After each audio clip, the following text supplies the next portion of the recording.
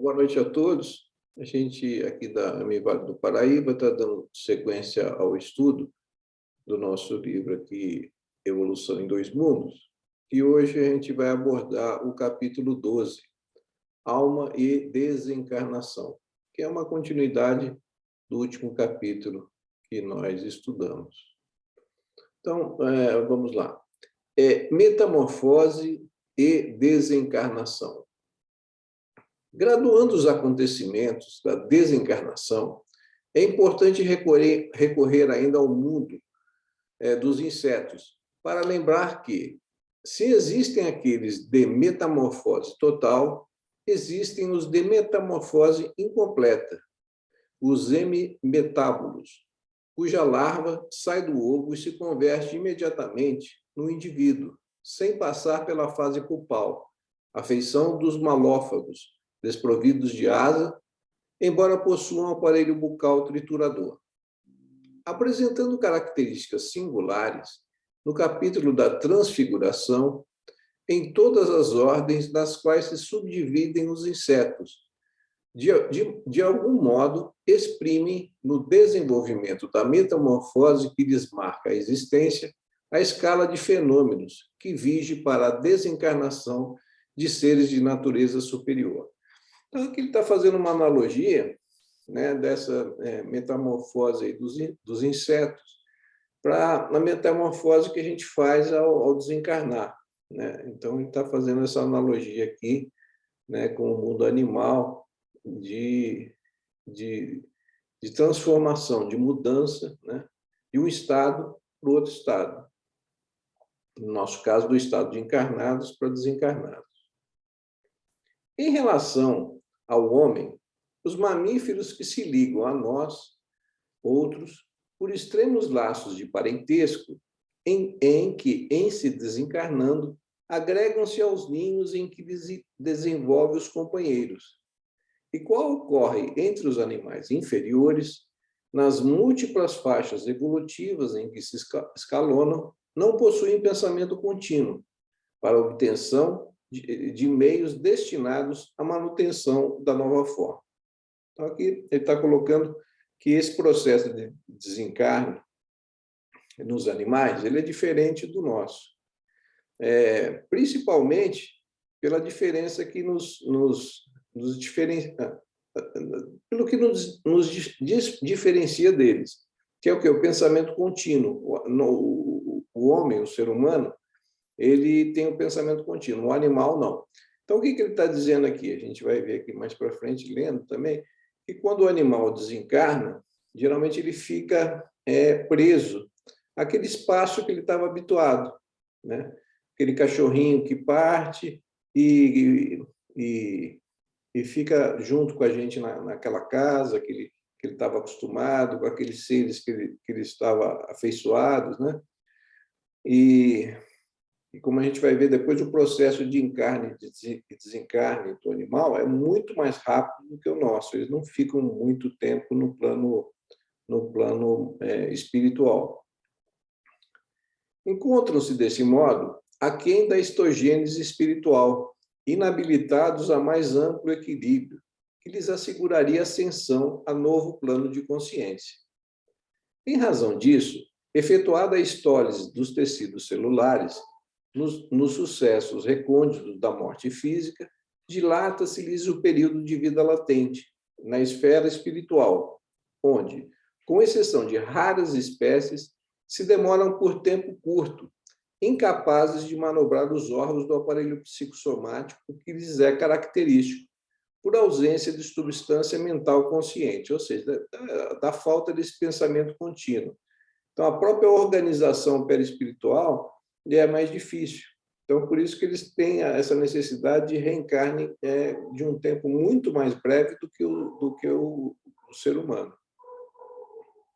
Quando não se fazem aproveitados na espiritualidade, em serviço ao qual se filiam durante certa cota de tempo, caem quase sempre de imediato à morte do corpo carnal, em pesada letargia, semelhante à hibernação, acabando automaticamente atraído para o campo genésico das famílias a que se ajustam, retomando o organismo com que se confiarão a nova etapa de experiência, com os ascendentes do automatismo e do instinto, que já se lhes fixaram no ser, e sofrendo naturalmente o preço hipotecável dos valores decisivos da evolução.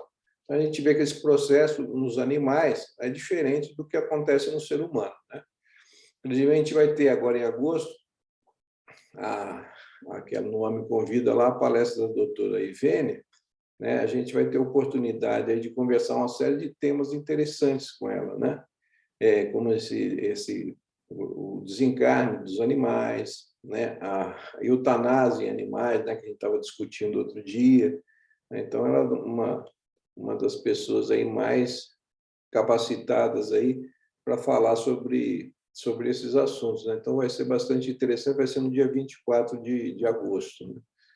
Então, a gente vai ter essa oportunidade de aprender bastante com ela.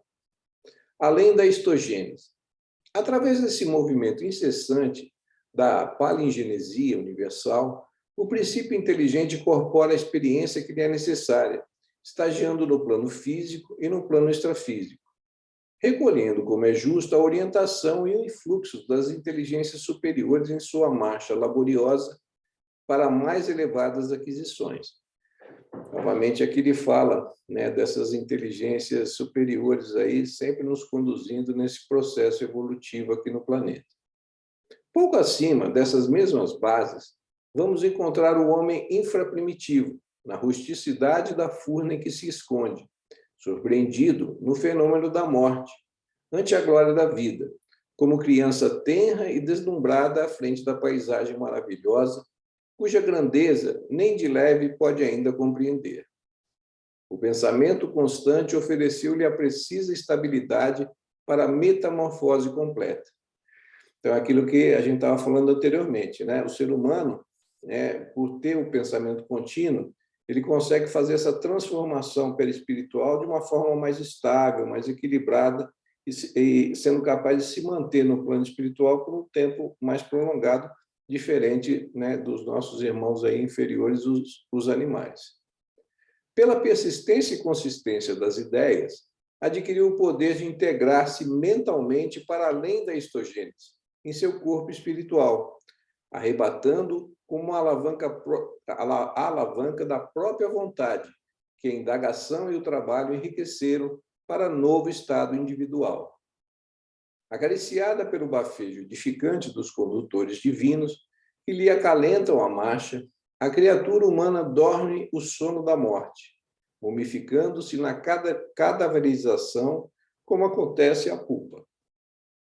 E segregando substâncias mentais, à base de impulsos renovadores, tanto quanto certas crisálidas que se segregam um líquido especial que lhes facilita a saída do próprio casulo, a alma se desencarna. Fim do processo histolítico das células que lhe construíram um carro biológico e fortificado o campo mental em que se lhe enovelaram os novos anseios e as novas disposições. Logra desvencilhar-se mecanicamente dos órgãos físicos, agora imprestáveis, realizando por avançado automatismo o trabalho histogenético, pelo qual se desliga as células sutis do seu veículo espiritual dos remanescentes celulares do veículo físico, arrojado à queda irresistível, agindo agora com eficiência e segurança que as longas e reiteradas recapitulações lhe conferiam. Aqueles processos de automatismo que a gente estudou nos capítulos anteriores, né? E a gente vê esse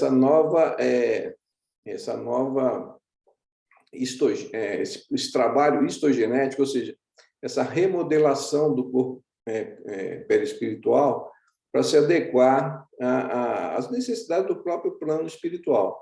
Como a gente viu no capítulo anterior, né?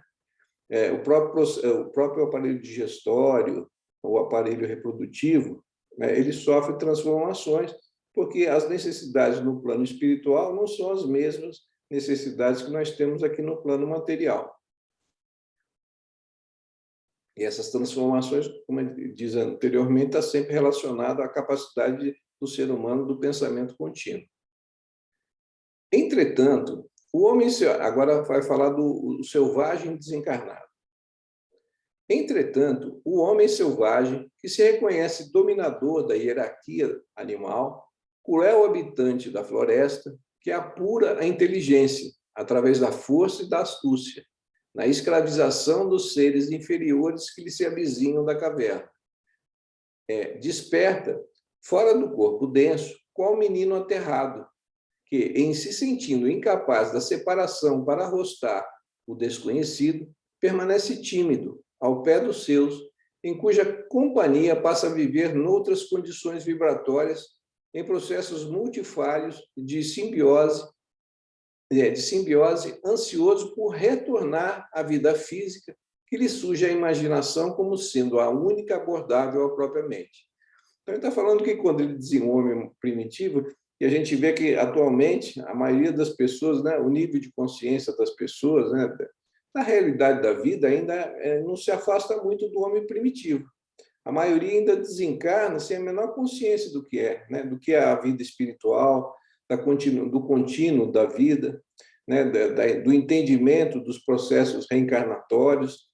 Uma grande maioria da humanidade ainda está afastada disso, desse entendimento, né, de uma certa forma agindo aí como quase o selvagem aí quando desencarna, por falta de conhecimento do próprio processo natural, né, da vida, da morte, do desencarne, do reencarne, né?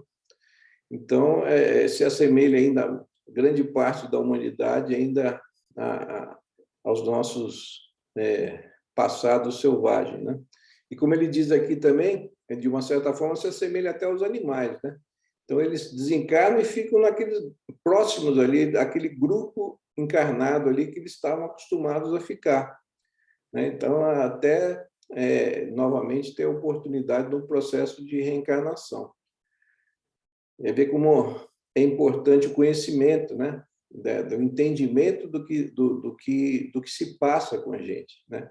O que deveria ser uma coisa extremamente natural e de conhecimento de todos, né?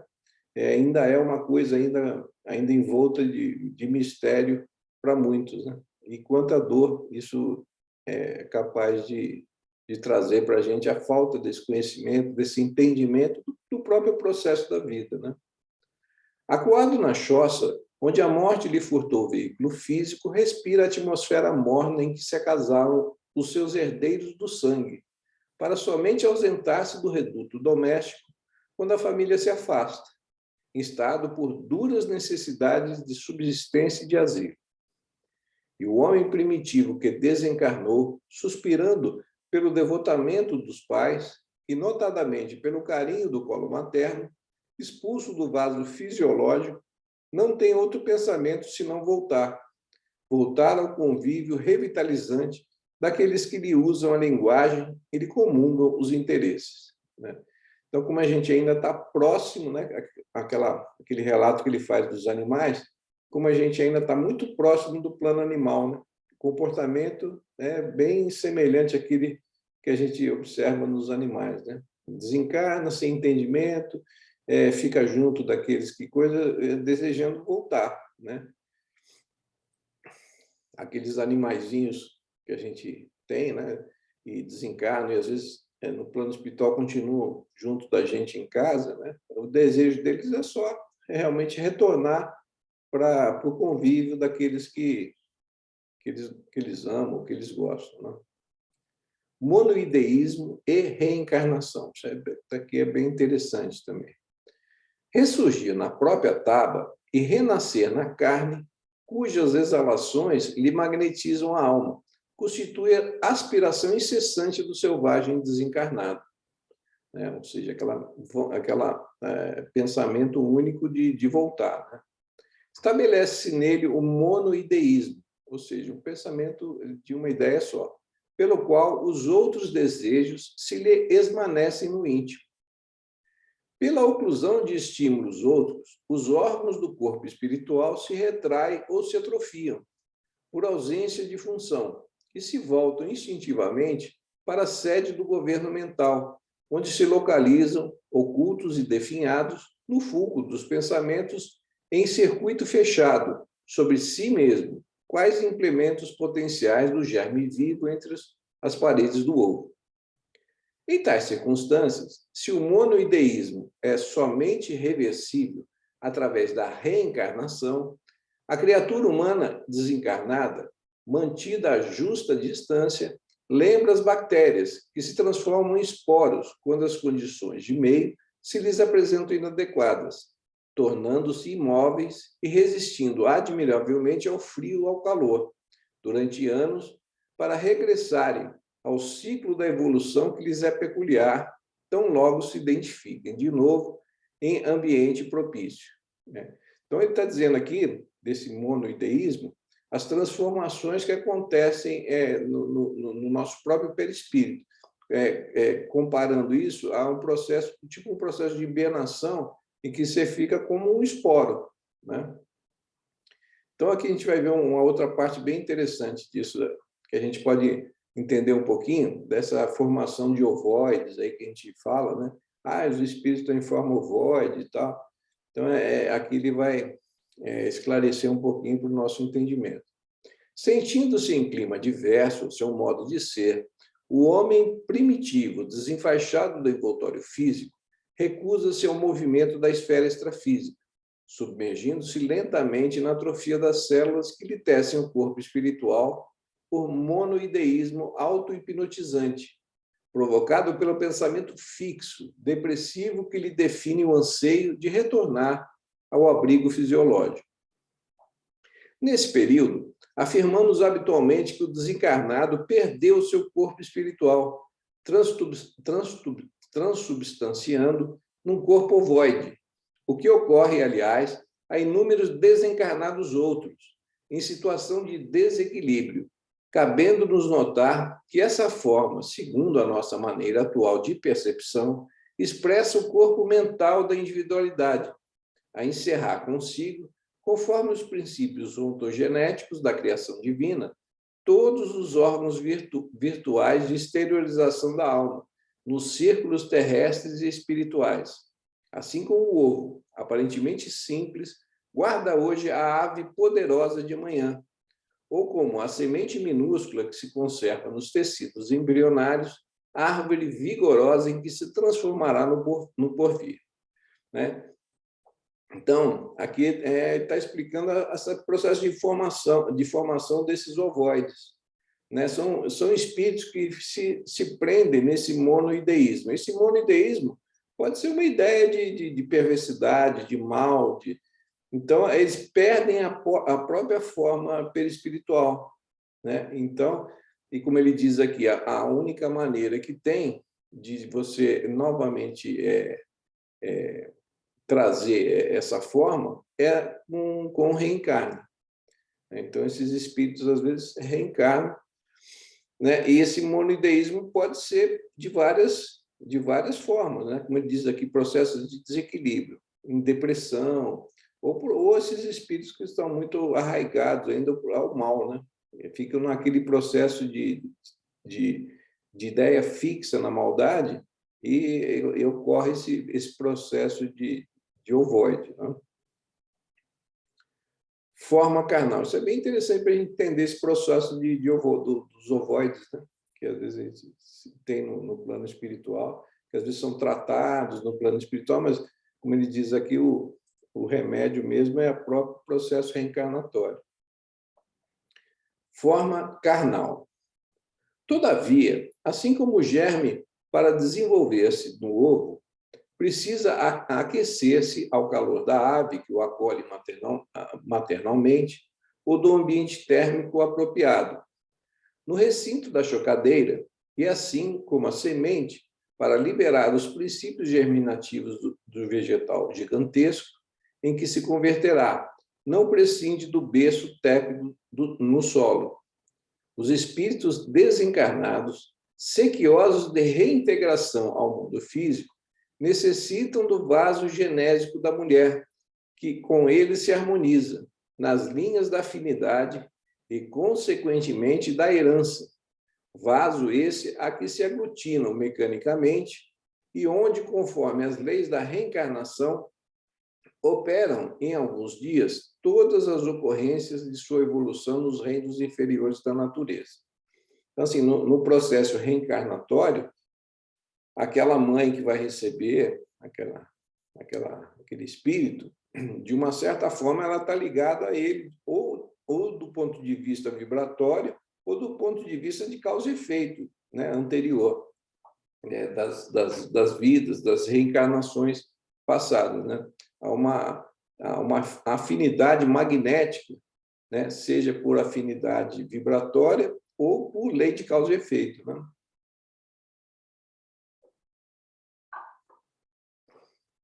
Assimilando recursos orgânicos com o auxílio da célula feminina fecundada e fundamentalmente marcada pelo gene paterno, a mente elabora por si mesma novo veículo psicossomático, atraindo para os seus moldes ocultos as células físicas a se reproduzirem por cariocinese de conformidade com a orientação que lhe é imposta, isto é, refletindo as condições em que ela, a mente desencarnada, se encontra. Plasma-se desse modo, com a nova forma carnal, novo veículo ao espírito, que se refaz ou se reconstitui em forma recente, entretecido de células sutis, veículo que lhe evoluirá igualmente depois do berço e que persistirá depois do túmulo. Então, o que ele está falando aqui? É aquilo que a gente já conversou em capítulos anteriores. A gente herda dos nossos pais, né, os genes. Nos genes estão ali a informação de tudo que é necessário para a formação de um corpo físico, né? Todos os aminoácidos, as proteínas, tudo que é necessário para se formar, né, um corpo. Mas a informação para formar o corpo está contido no próprio perispírito, que é o modelo organizador biológico, ou seja, ele é um molde para a formação do corpo físico, né? Então, é isso aqui que ele está colocando aqui, né? Isso a gente já conversou anteriormente aí nos capítulos aí que já se passaram, né? Dando sequência aqui, ele vai falar aqui de desencarnação natural. Por milênios consecutivos, o homem ensaia a desencarnação natural, progredindo vagarosamente em graus de consciência, após a decomposição do corpo somático. Recordando as anteriores comparações com o domínio dos insetos, a matriz uterina oferece-lhe novas formas, e assim como a larva se alimenta, assegurando a esperada metamorfose, a alma avança em experiência, enquanto no corpo carnal, adquirindo méritos ou deméritos, segundo a própria conduta, entregando-se, em seguida, no fenômeno da morte, ou estólise do invólucro de matéria física. A pausa imprescindível nas próprias atividades, ou hiato de refazimento, que pode ser longo ou rápido, para ressurgir pela histogênese espiritual, senhoreando novos órgãos e implementos necessários ao seu novo campo de ação, demorando-se nele à medida dos conhecimentos conquistados na romagem humana, né? Então, a gente desencarna e, de acordo com o nosso nível de consciência das coisas, né, de tudo, aí está relacionado ao período que a gente vai passar no plano espiritual, né? Às vezes tem espíritos que desencarnam assim, sem entendimento nenhum, apegados àquelas coisas terrenas, né? A posses humanas, né, e tal. Então, às vezes ficam séculos aí no plano espiritual, às vezes sem saber, ainda presos àquelas questões da vida material, sem saber até que desencarnaram, né? As sessões mediúnicas aí, espíritos às vezes que estão mais de 100 anos desencarnados e nem têm consciência ainda de que são desencarnados. É assim que a consciência nascente do homem pratica as lições da vida, no plano espiritual, pela desencarnação ou libertação da alma, como praticou essas mesmas lições da vida no plano físico, pelo renascimento ou internação do elemento espiritual na matéria densa, evoluindo degrau a degrau, desde a excitabilidade rudimentar das bactérias até o automatismo perfeito dos animais superiores em que se baseia o domínio da inteligência. Quando a gente falou aqui atrás, né, a respeito do processo de reencarne, né, da herança genética que a gente recebe dos pais, do perispírito como modelo organizador biológico, né? Então, esse processo todo é bastante interessante, né? Eu ia falar uma coisa, agora me fugiu que o tema, daqui a pouco eu já me lembro. Revisão das experiências. De liberação a liberação, na ocorrência da morte, a criatura começa a familiarizar-se com a esfera extrafísica. Assim, como recapitula nos primeiros dias da existência intrauterina, no processo reencarnatório, todos os lances de sua evolução filogenética. A consciência examina em retrospecto, de minutos ou de longas horas, ao reintegrar-se definitivamente no corpo sutil, pela histogênese espiritual, durante o coma ou a cadaverização do veículo físico. Todos os acontecimentos da própria vida, nos prodígios de memória, a se refazerem os desencarnados quando descrevem para os homens a grande passagem para o sepulcro. Aqui ele está dizendo que nesse processo de indas e vindas, a gente vai se familiarizando com esse processo, que é coisa mais natural, através da própria experiência, né? Como em tudo na vida. É que a mente, no limiar da recomposição do seu próprio veículo, seja no renascimento biológico ou na desencarnação, revisa automaticamente e de modo rápido todas as experiências por ela vividas, imprimindo magneticamente as células que se desdobrarão em unidades físicas e psicossomáticas no corpo físico e no corpo espiritual, as diretrizes a que estão sujeitas dentro de novo ciclo de evolução em que se ingressa.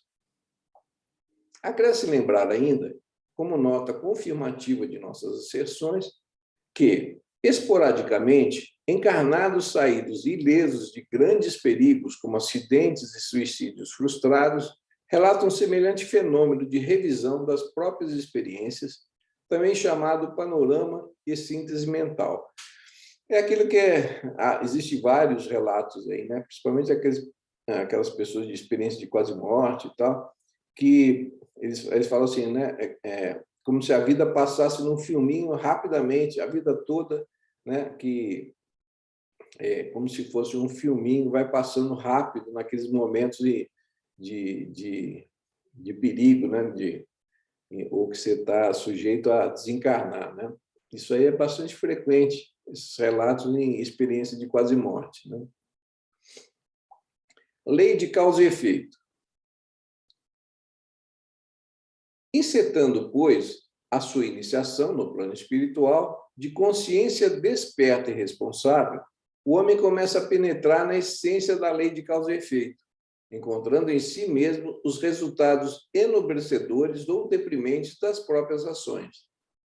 Quando dilacerado e desditoso, grita a própria aflição ao longo dos largos continentes do espaço cósmico, reunindo-se a outros culpados do mesmo jaez, com os quais permuta os quadros inquietantes da imaginação em desvario, tecendo com o plasma sutil do pensamento contínuo e atormentado as telas infernais em que as consequências de suas faltas se desenvolvem, mediante as profundas e estranhas fecundações de loucura e sofrimento que antecedem as reencarnações reparadoras.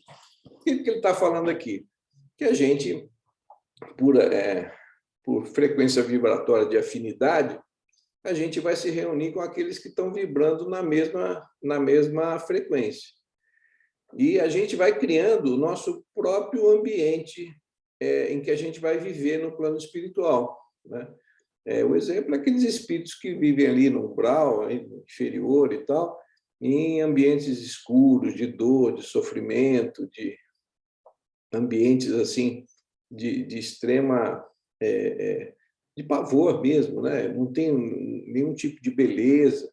Isso tudo é fruto do próprio pensamento doentio daqueles que estão ali congregados, vibrando na mesma frequência vibratória.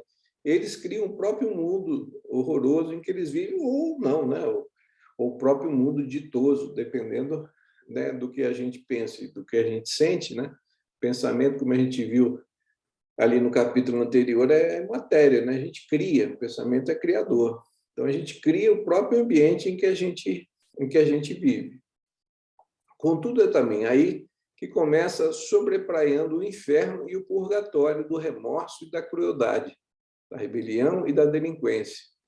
O sublime apostolado dos seres que se consolam em harmonia com as leis divinas, almas elevadas e heróicas que, em se agrupando intimamente, tocadas de compaixão pelos laços que deixaram no plano físico, iniciam com a inspiração das potências angélicas, o serviço de abnegação e renúncia, em que a glória e a divindade do amor edificam o império do sumo bem, o chamado céu, de onde vertem mais ampla luz sobre a noite dos homens. Então, aqui ele encerra esse capítulo, né? Então, como a gente faz de costume, trouxe aqui alguns slidezinhos aqui para a gente fazer uma breve recapitulação aqui, um entendimento um pouquinho melhor a respeito do capítulo, né? Aqui estão os itens aqui que a gente observou nesse capítulo, né? Metamorfose e desencarnação, além do estogênese selvagem, monoideísmo, a reencarnação, forma carnal, desencarnação natural, revisão das experiências e lei de causa e efeito. Então, a metamorfose e desencarnação. Por suas características singulares de transformação, percebemos que há muitas semelhanças nas fases de metamorfose dos insetos com a escala de fenômenos da desencarnação dos seres de natureza superior. É aquela analogia que a gente falou do começo, né? A desencarnação dos mamíferos. Após a desencarnação, os mamíferos, nossos parentes próximos da escala evolutiva, agregam-se aos ninhos em que se desenvolveram os companheiros e não possuem pensamento contínuo, para a obtenção de meios destinados à manutenção da nova forma. Encontram-se aquém da histogênese espiritual, inabilitados à ascensão a novo plano da consciência, né? Porque eles não possuem um pensamento contínuo, como a gente viu. Então, a gente vê, né, que eles se agregam aos ambientes em que eles estavam acostumados, né? Então, é aquela menininha ali que perdeu o cachorrinho, ali está triste, e o cachorrinho ali está ali no plano espiritual, ali do lado dela, naquele mesmo ambiente que ele estava acostumado, né? Continua aqui da desencarnação dos mamíferos. Após a estólise dos tecidos do corpo físico, na morte, permanecem em vida latente na esfera espiritual, incapazes de manobrar os órgãos do psicossoma, por ausência de substância mental consciente. Por esse motivo, o processo de reencarnação deles é muito rápido, né? Porque essa manutenção deles no plano espiritual ainda é difícil, né? Pela falta desse pensamento contínuo, da capacidade de vamos dizer, manter em um certo equilíbrio o próprio corpo perispiritual. Há exceções de algumas espécies que são aproveitadas na espiritualidade, em determinado serviço, por algum tempo, né? É o que a gente vê no plano espiritual, em que alguns animais, mesmo lá, eles têm funções, né? Às vezes, como aqui, às vezes de patrulhamento, de determinadas ações de trabalhos no plano espiritual. Aqui no nosso lar, espécies aproveitadas em serviço. Ele vai falar exatamente isso que a gente está comentando. Os cães facilitam o trabalho, os moares suportam cargas pacientemente e fornecem calor nas zonas onde se faça necessário. E aquelas aves, acrescentou, indicando-as no espaço, que denominamos ibis viajores, são excelentes auxiliadores dos samaritanos, por devorarem as formas mentais odiosas e perversas, entrando em luta franca com as trevas umbralinas. Né? Aqui está no nosso lar, no capítulo 33, falando dessa função dos animais no plano espiritual, né? Então, aqui, mostrando aqui, né, no nosso lar, a presença desses animais que, junto com os homens, vão exercendo a função também, como aqui no plano espiritual. Aqui, continuando na desencarnação dos mamíferos. Após a morte, caem em pesada letargia, semelhante à hibernação, e são automaticamente atraídos por o campo genético das famílias afins. Retomam um novo corpo para nova etapa de experiência, levando consigo o conjunto de aquisições do automatismo e do instinto, em busca de valores decisivos à evolução. Então, ele vai falando aqui do pensamento contínuo, que é aquilo que a gente acabou de falar. O pensamento contínuo é que dá a estabilidade para a completa metamorfose. Pela persistência e consistência das ideias, integra-se mentalmente para além da histogênese. É o que a gente está falando. É por isso que o animal que ainda não tem o pensamento contínuo, ele tem essa dificuldade de estabilidade, no plano espiritual, refazendo seu corpo espiritual com a alavanca da própria vontade, é arrebatado a novo estado individual. Reconstituição do corpo espiritual. Completa-se a histólise dos tecidos físicos. Aqui já está falando, acho que já do ser humano. A alma em processo de desencarnação consegue desvencilhar-se mecanicamente dos órgãos físicos, realizando por avançado automatismo os trabalhos histogenéticos, né? Ele já está falando do ser humano. Reconstituição do corpo espiritual. Ele está usando aquele caso do Dimas, né? A histólise dos tecidos físicos, o estado do paciente, que era grave, a resistência orgânica, que chegará ao fim, né? Ele desencarna por um processo de cirrose hepática, que vai minando as forças. A disfunção generalizada do fígado, do estômago, do duodeno e pâncreas, né? A fauna microscópica, que se acumulava nos líquidos abdominais, especialmente no fígado. Ele está descrevendo aqui esse processo, que é a desencarnação do Dimas, né? Aí, completando-se a histólise dos tecidos, a alma em processo de desencarnação consegue desvencilhar-se mecanicamente dos órgãos físicos, né, realizando avançado automatismo no trabalho histogenético. Então, a histólise, né? Assim não é a partir do espírito que causa a morte do corpo, né? Esta é que determina a partida do espírito. Então, exatamente. Enquanto ainda há vitalidade, a força, o espírito ainda está preso a esse corpo, né? Aqui Kardec fala bem disso na Gênesis, no capítulo 2, no item 18, né? Então, assim, não é a partida do espírito que causa a morte do corpo físico. Esta é que determina a partida do espírito, né? Então, quanto à vitalidade, coisa ainda o nosso espírito ele está preso ao nosso corpo físico, né? Aqui ele está falando do processo de desencarnação, das zonas vitais da individualidade, né? Da ruptura aqui do cordão fluídico, né? O cordão de prata, né? Aqui ele vai mostrar esse processo aqui, como é que se dá. Vai sendo o desligamento das zonas vitais de individualidade. Há 3 regiões orgânicas fundamentais que demandam extremo cuidado nos serviços de liberação da alma. O centro vegetativo, né, ligado ao ventre como sede das manifestações fisiológicas. O centro emocional, zona de sentimentos e desejos, no tórax. E o centro mental, o mais importante, situado no cérebro. Então, esse desligamento é feito através desses centros, numa ordem, né?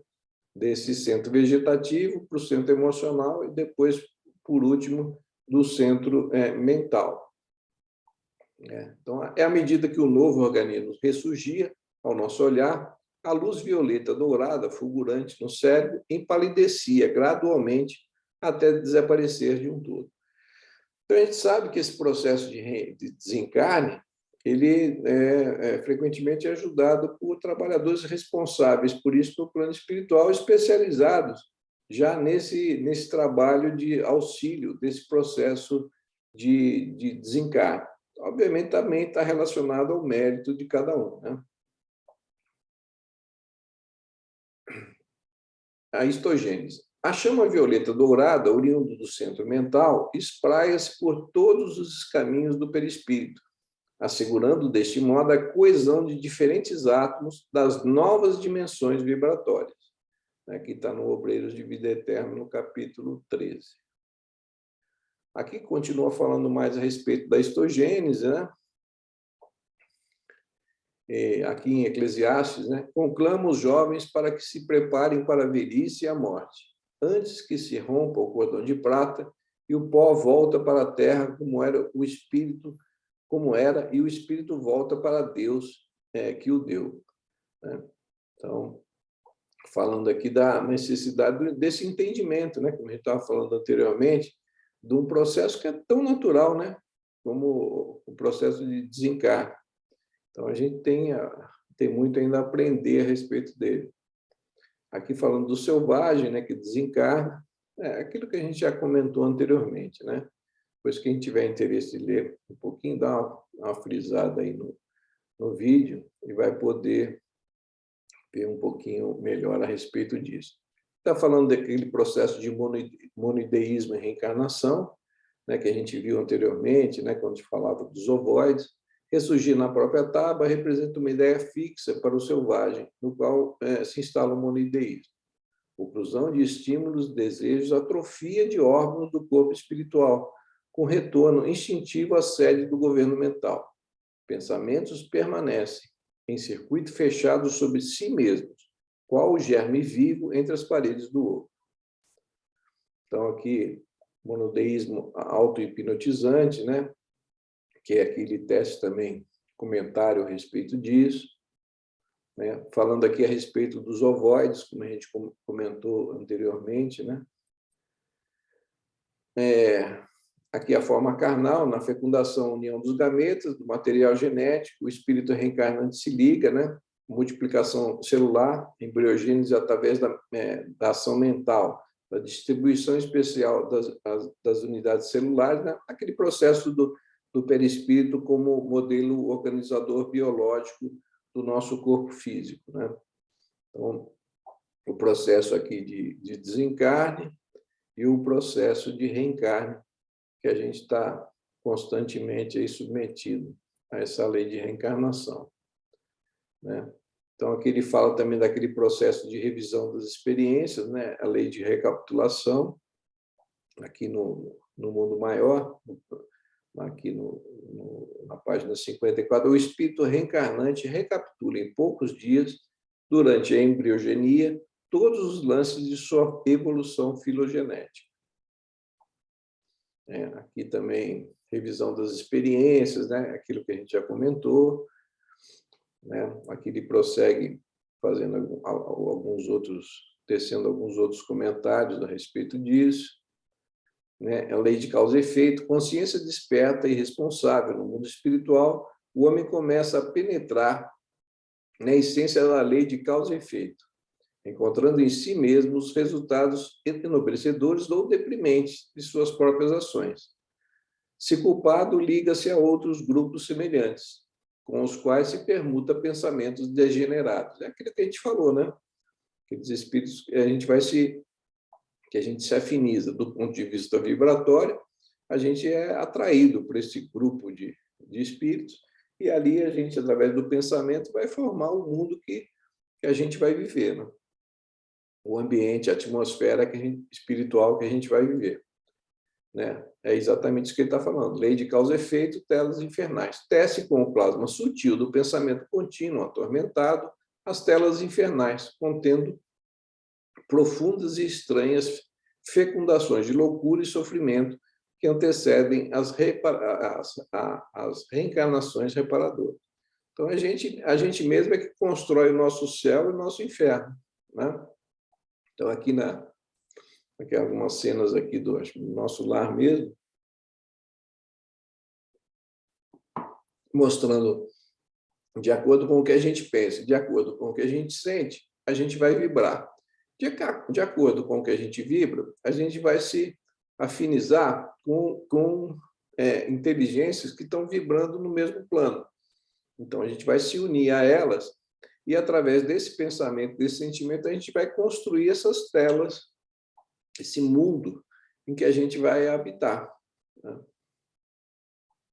E aqui, por último, aqui mostrando, né, no próprio nosso lar, o socorro espiritual do André Luiz, né?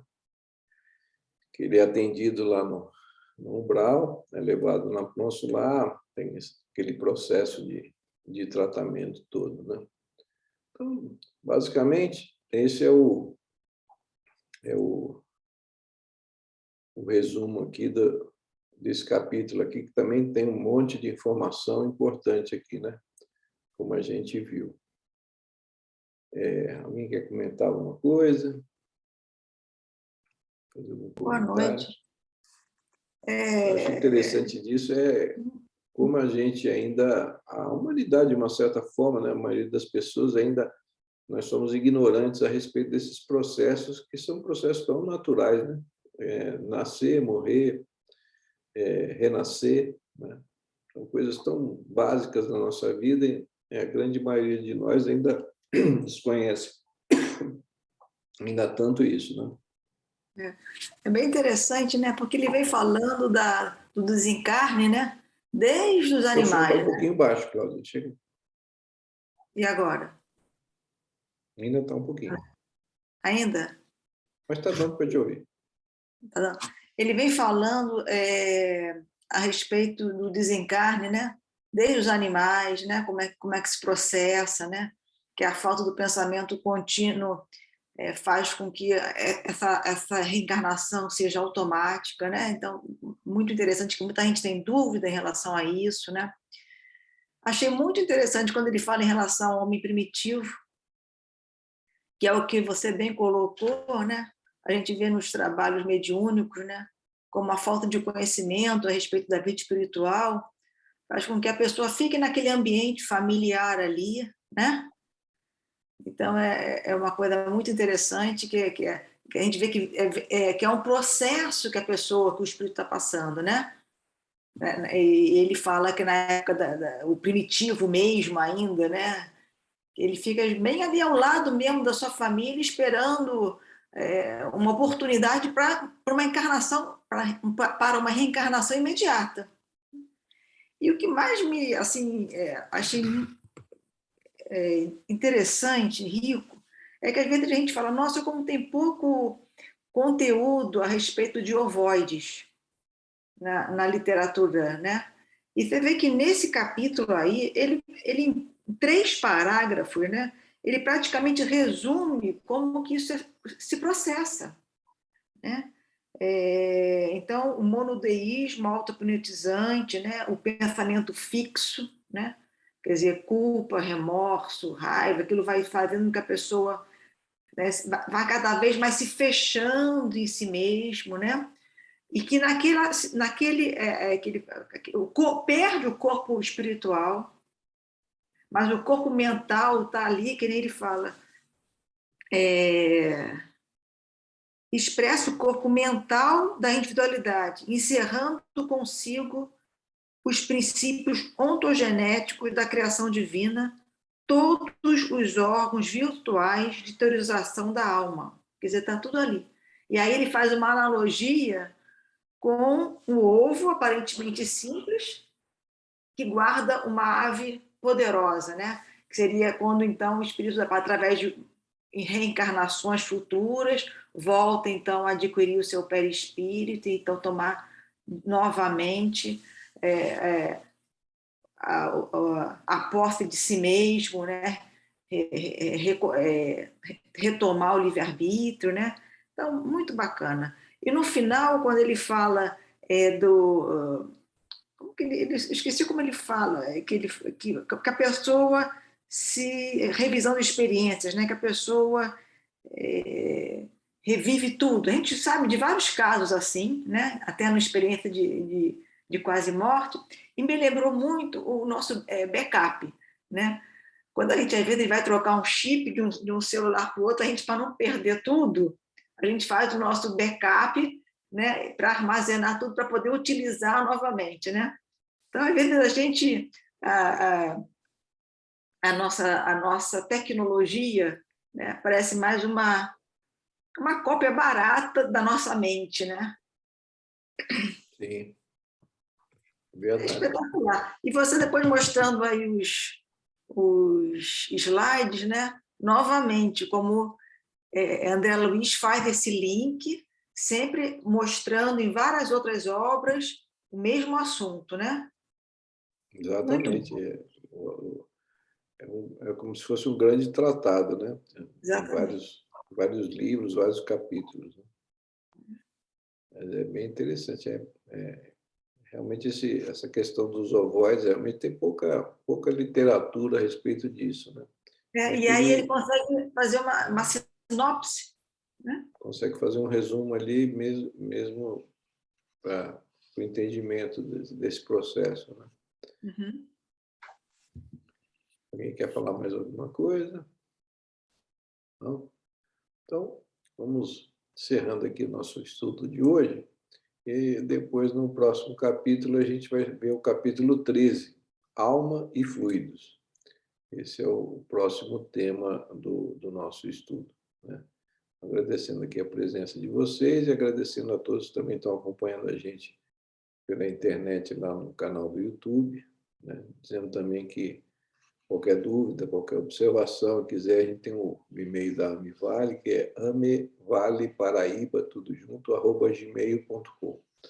Qualquer dúvida, qualquer observação, quem quiser fazer, aí pode se utilizar desse meio, né? Então, estamos agradecendo a todos. Vamos encerrar aqui com a nossa prece de encerramento.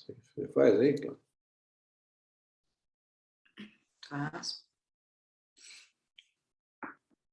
Então, vamos levar nosso pensamento ao Pai Criador, a Jesus, Divino Amigo, a Doutor Bezerra de Menezes, o patrono dessa AME, aos nossos anjos guardiões, para agradecermos, Senhor, por todo o amparo, por toda a proteção, por toda a harmonia que tivemos aqui nessa noite, nesse estudo, por todo o conhecimento que nos tem nos chegado, que ele sirva para nós refletirmos, sirva para nós seguirmos à frente, com mais discernimento, com mais consciência de como todo esse processo de encarne, desencarne, evolução do espírito se processa, e que sabemos como isso é importante para a nossa evolução. Amai-vos e instruí-vos, né? Então, que Deus nos ampare, que Deus nos proteja, que Deus nos guarde, que tenhamos, Senhor, tenhamos, Senhor, uma semana que se segue de muita paz, de muita serenidade, de muita harmonia, que Jesus sempre nos ampare e nos proteja. Que assim seja, Senhor. Sim. Tá bom? Uma boa noite. Muito obrigado a todos. A gente vai encerrando aqui a gravação. Uma boa noite a todos.